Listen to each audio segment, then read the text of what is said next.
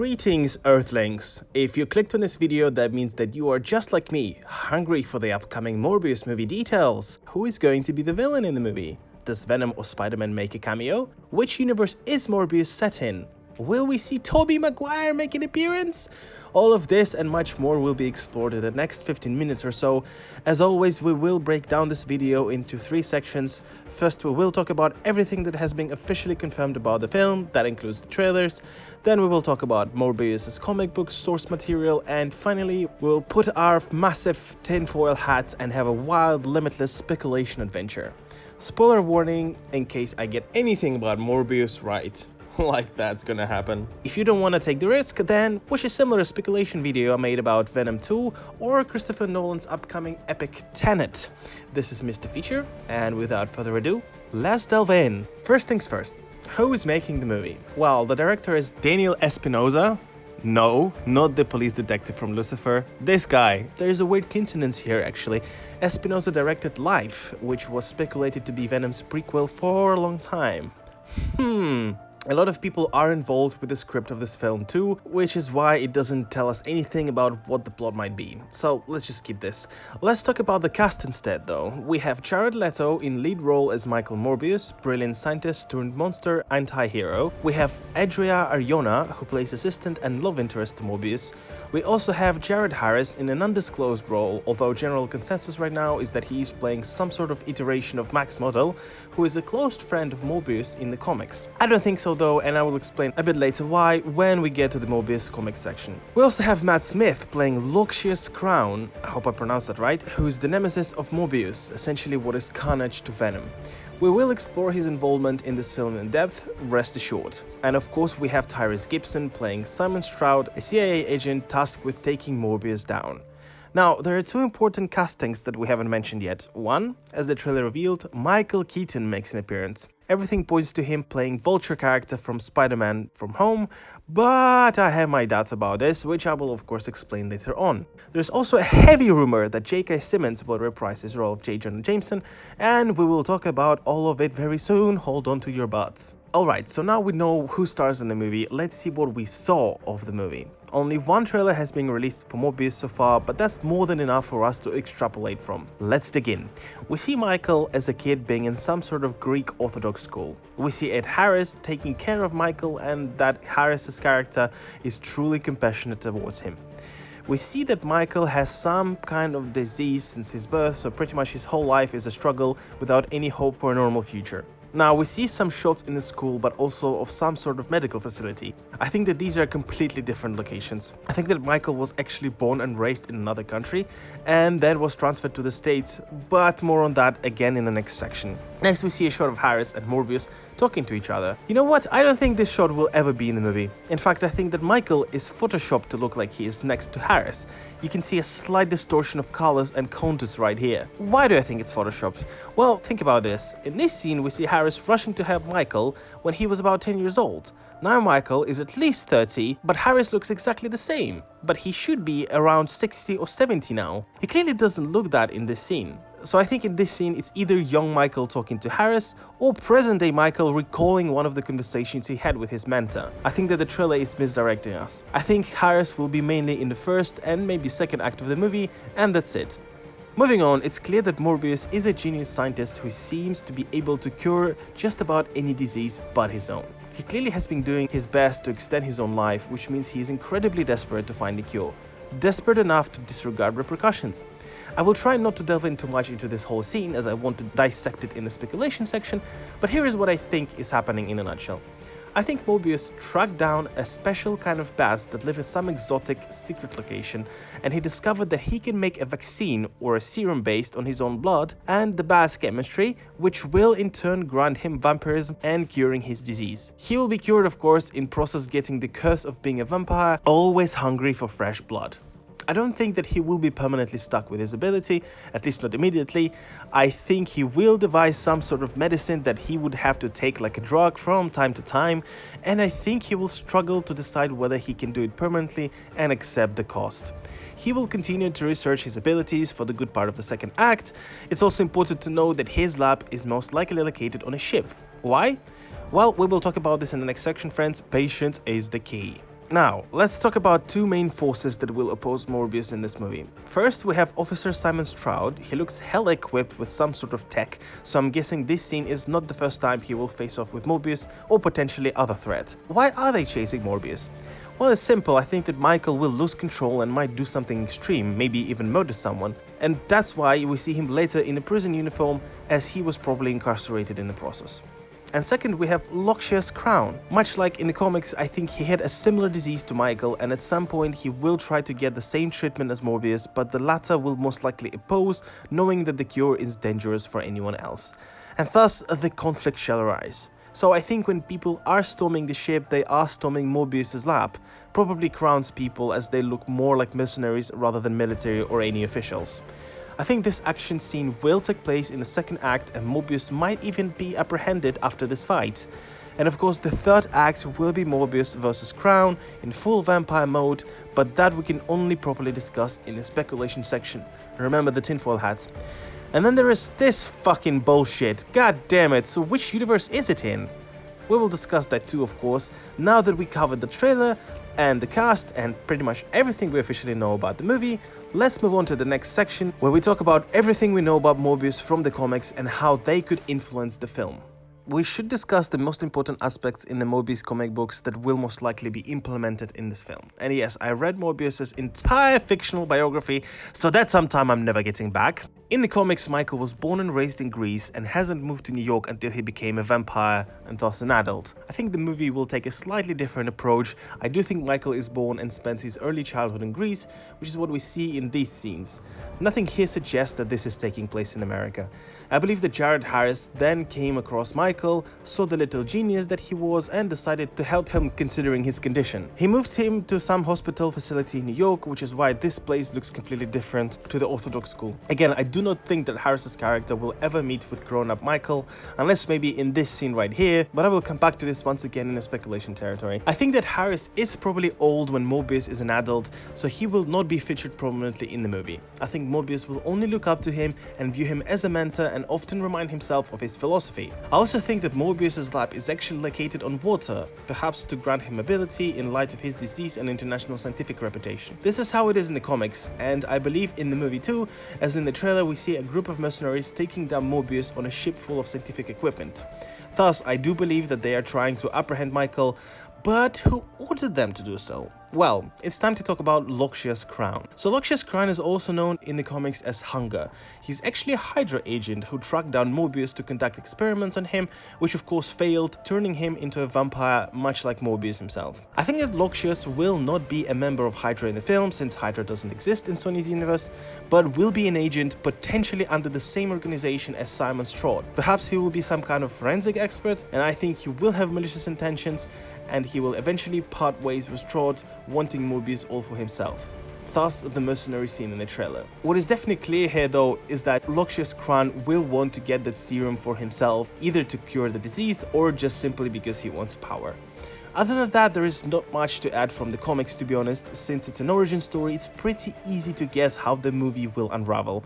So without further ado, let's finally jump into pure speculation territory, where we recap what the whole movie will probably be like and finally speculate about some juicy scenes. So, Michael Morbius is born in Greece with a rare blood disease but an extremely high-level intellect, making him a genius. He is raised in an orphanage Catholic school where the character of Jared Harris, a future mentor, finds Michael and offers him a slightly better life and resources to let him find a cure to his own disease. I do not think that the character of Jared Harris is Max Model, as Harris is clearly older than him and shares nothing at all in common. But perhaps they will simply use the name. I have no idea. I also do not think that he is playing Norman Osborn or Otto Octavius, as the popular theory online suggests, as that would be an extremely weird way to introduce such big villains way ahead of Spider-Man. Instead, I think he will simply play a mentor, foster parent to Morbius, and the reason why his name is kept secret is simply to spark interest among the fans.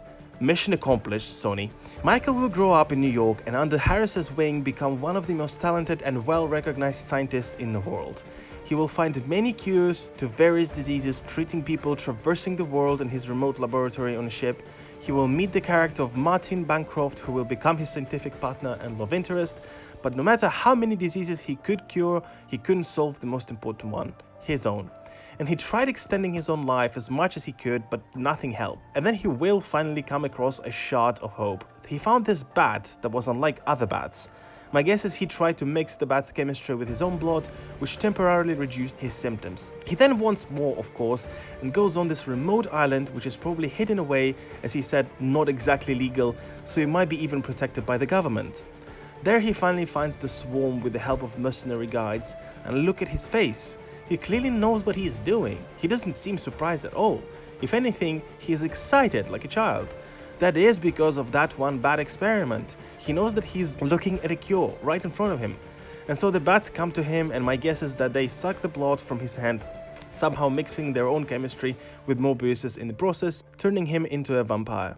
I believe that Loxias will find out about this, maybe via those mercenary guides, and will try to get the new chemical compound of Morbius, with the latter trying to keep it to himself as long as he can. So, as he now has this cure, he tests out his new abilities and also some drawbacks. As I said earlier, I think in the first half of the film, this bat serum will be a temporary solution, which will create a moral argument. Should Morbius sacrifice himself to avoid becoming a monster, or live a long, powerful life, albeit in the shadows?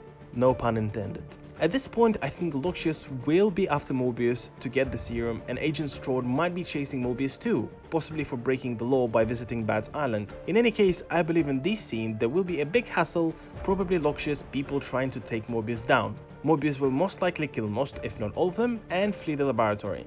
I think there is a good chance that his love life might be taken hostage or killed off altogether. But most importantly, I think that Loxias will get the serum from his lab, and more on that in just about a second. As Morbius flees, he probably will come to Harris to seek guidance. Should he accept this gift or fight it? Is this power too dangerous? As he will converse with his mentor, I believe an attack will happen, again staged by Loxias, and maybe actually by Loxias himself in his vampire form, all thanks to that serum he got on Morbius' ship. In fact, if we really try to stretch this out, notice how when Morbius catches a ball, his energy is colored red, but in this house, he's emanating purple color. Well, maybe this is not Morbius, but actually Loxias attacking Michael. In any case, a fight happens during which Morbius might lose control and end up accidentally killing his mentor, played by Harris. This might explain the emotional outburst that Morbius has in this scene. I believe that this will devastate Morbius immensely, and Stroud will arrive on the scene straight after. Loxias will flee to avoid arrest, and Morbius will surrender and get thrown in jail. In jail, Morbius might start to lose his powers without the needed serum, but even if he has them permanently, he will be on his best behavior. I will explain why I think that is in some time, but before that, there are still a couple of things we should mention. I believe that Stroud will have a series of interviews, conversations with Michael, during which he will realize that Loxias is the ultimate threat. He might even attempt to stop him, but will of course fail. In the course of third act, I think Stroud will help Morbius escape so that both could team up and take down Loxias. Hence this scene that confuses the shit out of us, with Spider-Man on the background. The final battle will take place with Loxias most likely dying by Morbius' hand or going behind bars. Easy peasy, right? Well, fuck no. Let's finally talk about arguably the most important aspect of Morbius. Which fucking universe does it take place in? Let's gather up all the clues and see where this dodgy road will take us. First of all, this universe that Venom and Morbius are in actually has a name now. Sony Pictures Universe of Marvel Characters, or SPUMPC. Sounds kinda weird.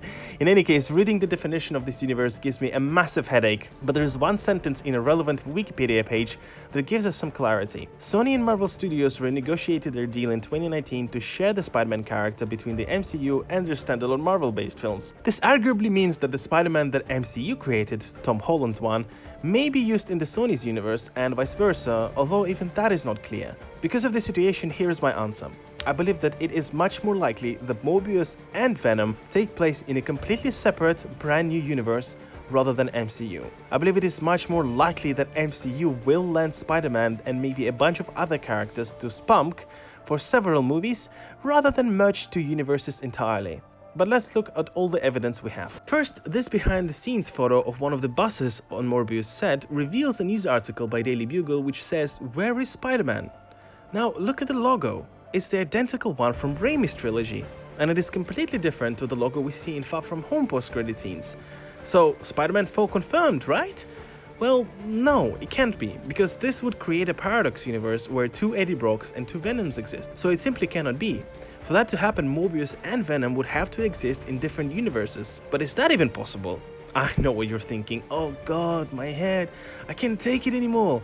Stay with me, trooper. I know that everyone is fast to speculate that this graffiti confirms that Morbius is in MCU, since Spider-Man was labeled as a murderer after Mysterious stunt. But don't forget that Spider-Man is always hated by some people thanks to propaganda done by Daily Bugle. There are plenty of people who consider Spidey a thief, a murderer, in each existing universe, so I wouldn't read too much into that. What I would read too much into though, is that this is the exact same Spider-Man from Raimi's trilogy. So that's another sign that this might be in Raimi's universe. What is going on here? Okay, let's take a breather and talk about the biggest hint and arguably evidence that Spunk is actually set in MCU. This bloody guy appearing at the end of Morbius' trailer. I mean, hell, he's even wearing exactly the same clothes as in Far From Home scene. Okay, just calm down for a second, hear me out. First of all, remember how I said that Morbius will be on his best behavior in the prison? Well, we know that because Vulture, Adrian Toomes, was with him probably in the prison, where the two might have exchanged a word or two. That's why he says here, Michael Morbius. Got tired of doing the whole good guy thing, huh? What's up, Doc? I don't think this in any way sets up Sinister Six, as previously we saw that Adrian doesn't wish to share Spider-Man's identity. If anything, he wants him all for himself. So I think there is another agenda that united the two. Who knows, maybe they struck up some sort of deal, maybe Vulture gave some tech to Morbius that helped him take down Loxias. I don't know, okay? I'm sorry. I have no idea what this meeting is about, but I guarantee that it takes place at the end of the movie. And yes, I don't think it takes place in the MCU. Look, with Sam Raimi coming back to directing superheroes in the MCU and with Spider-Man Into the Spider-Verse, we have multiple doors to multiverses, no pun intended, in this cinematic world. Hell, I think that they all may be connected but simply exist on parallel planes. So my guess is that this is not the Vulture from MCU, but the Vulture from Spunk, who suffered a very similar fate. Or it is in fact Adrian from MCU, who simply jumped over to Spunk's universe. Perhaps that's how he escaped prison. Wait, I guess I can't say Spunk universe because the universe is in the name of Spunk. Oh, whatever. Perhaps that's how he escaped prison by jumping to a different dimensions. Who knows? But coming back to Sam Raimi's Spider-Man, maybe one can make an argument that MCU, Venom and Morbius each take place in their own unique universes, right? That way, Morbius will actually team up with Maguire's Spider-Man since they share one universe, and together they will be the most powerful duo ever. Well, I don't believe this for a second. Just imagine how problematic this would be to understand. No, I think that all of this is just a marketing stunt. I don't think we will see this bus appear in Morbius movie, nor do I think we will see this graffiti. I think both are intentionally placed there to make us speculate about the meaning of it all and go to the cinemas like the good puppies that we are to find out what exactly happens, which universe it is, and keep the hype alive. Instead, I do think that Venom and Morbius simply exist in their own Sony Picture universe of Marvel characters universe. That still sounds weird. But the only thing I am still not sure about is the Vulture factor. I think it's more likely that it is MCU's Vulture after all who found a way to jump between dimensions and thus universes. I guess we will know when we will see the damn movie. Unless the sequence is actually a post-credit scene in Morbius, which doesn't explain anything. Oh god, I'd hate that. So that's about it, guys. You are a freaking hero and a trooper for having made it this far. Please let me know in the comments on the scale from meh to oh, I shouldn't have taken that 4th LSD pill, how crazy you think this speculation is. Do you agree? Or do you have completely different idea on how this movie will play out? If you enjoyed the video, please hit the like button and definitely do subscribe for more similar content. You can already check out a speculation video I did on Venom 2 or Christopher Nolan's upcoming epic Tenet. Thank you very much guys for watching and being a part of this journey. I wish you all a great day ahead and see you in the next one.